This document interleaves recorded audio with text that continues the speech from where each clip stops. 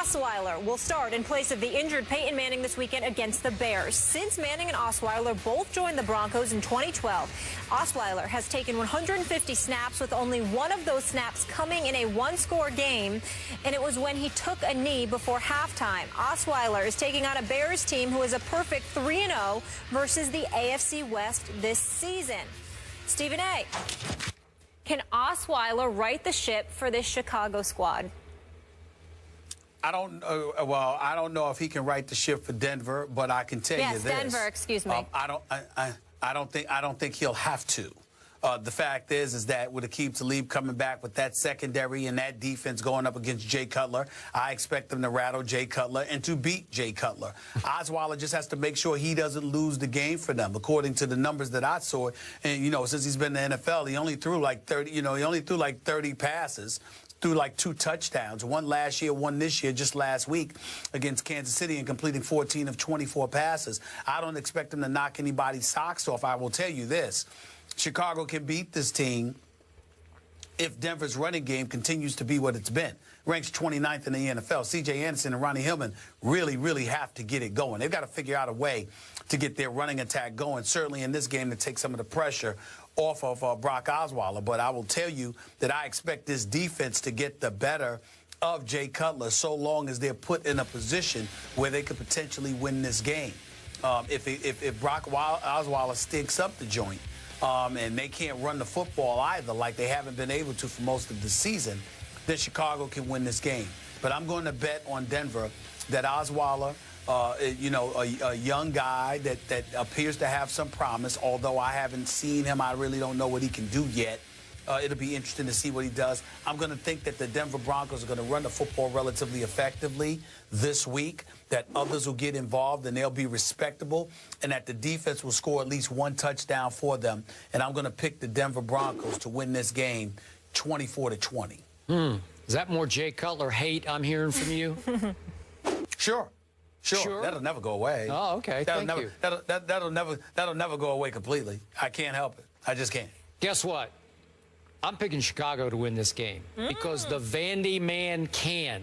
This is the year. The Vandy man can. Watch what happens. Jay Cutler, I don't know if you all have noticed. What? He is having his best year as a pro this year. And by the way, his new head coach used to coach the Broncos, and his new offensive coordinator, who has turned his life and career around, used to OC the Broncos. Interesting. Jay Cutler was drafted by the Broncos. Oh, this is the first time Jay's ever played against the team for which he first played. Interesting.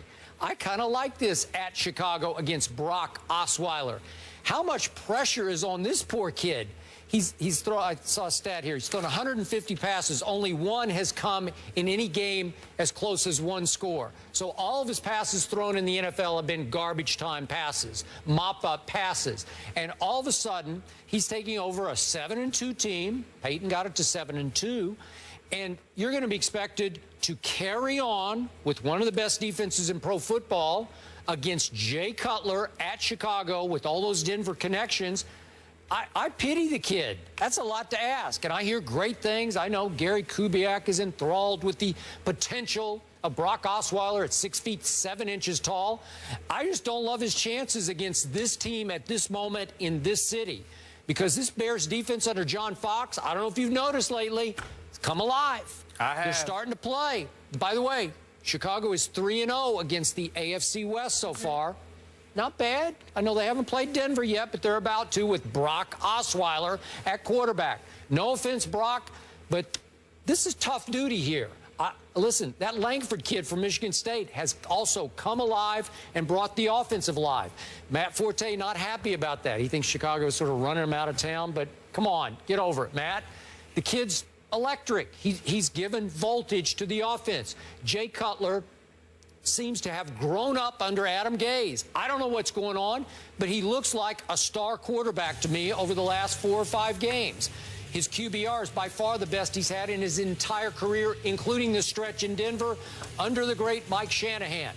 I'm going with Jay Cutler, and I'm going with him convincingly. I'm going to go 27-17 Bears over Brock Osweiler. Interesting that you say that. You got to remember, Chicago is fourth against the, I believe they're like fourth against the pass. I mean, I'm just wondering about them right now. I'm just looking at some of the guys in their secondary. You got Tracy Porter, Kyle Fuller. That's nothing to sneeze about. Amos and Antrell Rowe being there definitely has been an asset to them. I get all of that. And John Fox knows what he's doing. He so does. Defensively, they can do something. There's cause for concern. I'll give you that. Are you going to change your pick? I think you're changing on me. Because, no, not at all. Because I'm looking at it from the perspective, Skip, that I think that when you look at Aqib Talib and Chris Harris and those boys, and that secondary in Denver, they're good. Plus their ability to get to the quarterback with Von Miller scheduled to be stalking Jay Cutler, I really believe in my heart of hearts that they can do some things defensively to really rattle Jay Cutler. We'll see what happens, but I don't blame you for going with yours. I'm going to stick with mine, though. I think Denver's defense is going to save the day for them against Jay Cutler. I refuse to pick Jay Cutler to win a game like this. I know it can happen, but it just ain't in me to do it, man. It ain't in me to do it. Love it. All right, so Stephen A. is rolling with Brock. Skip is going with Cuddy. The Bears are favored by 1 in this one, and everybody should be betting on Steph Curry. By the way, FPI favors the Bears. You believe in that? No, FBI? They do? I believe a little more in Vegas. They give them a 56% chance. Okay, so we're going FBI. It's a good shot. Oh, by the way, guys, remember, Skip, Chicago is 24th in the league in points allowed, but 7th in yards allowed, which gives me the indication that their offense is giving up some stuff, and as a result, opposing offense are able to score due to good field position because somehow, some way, Jay Cutler's going to find a way to mess things up. Just wanted to throw that out there. You better hope so. You know who's dominating every statistical category? Steph Curry. Staples was on fire last night, and Chef Curry was cooking. The high praises for Steph keep coming in. We'll react to that one on the other side. First Take is brought to you by Joseph A. Bank, the answer to quality men's attire since 1905. And 5 Gum Truth or Dare. Are you game? You guys always say that I'm obsessed with him and all that. You guys are obsessed with him, not me. But you're the ones who talk about him every single day. We prepare for them the same way we prepare for every team that we face. Do I obsess with them and all that? You guys write about, I've lost 7 of 8, so why are you even talking to me? We got no business being on the same field. That's what you said. I've lost 7 of 8 against them, so don't talk to me. Rex Ryan getting testy with the New England media during a conference call on Thursday. Skip, what's your reaction? Stephen A., my reaction as a Brady fan is it scared me. I thought that was real. I thought that was Rex at his best. Rex at his scariest to me, again, as a Patriot supporter, is not showman Rex, carnival barker, look at me Rex. It's angry Rex, and that was legit anger there. And I'm going to tell you, I'll preface what's going to happen Monday night in Foxborough by telling you the scariest game to me left on the schedule is not at Denver, it's not at Jets, it's not even at Dolphins, that last game. It's this one on Monday night in Foxborough, because I think the team built the best with the right attitude and the right quarterback to upend Tom Brady and company, and their 16-0 pursuit will be this team and this coach in this mindset. That's fair enough, but I think one of the things you're missing, Skip, is that anger that Rex Ryan feels inside of him. He's a bit delusional, or trying to give off, delusions of grandeur when he talks about how he's not really paying attention, to the fact that, he's treating them like any other team.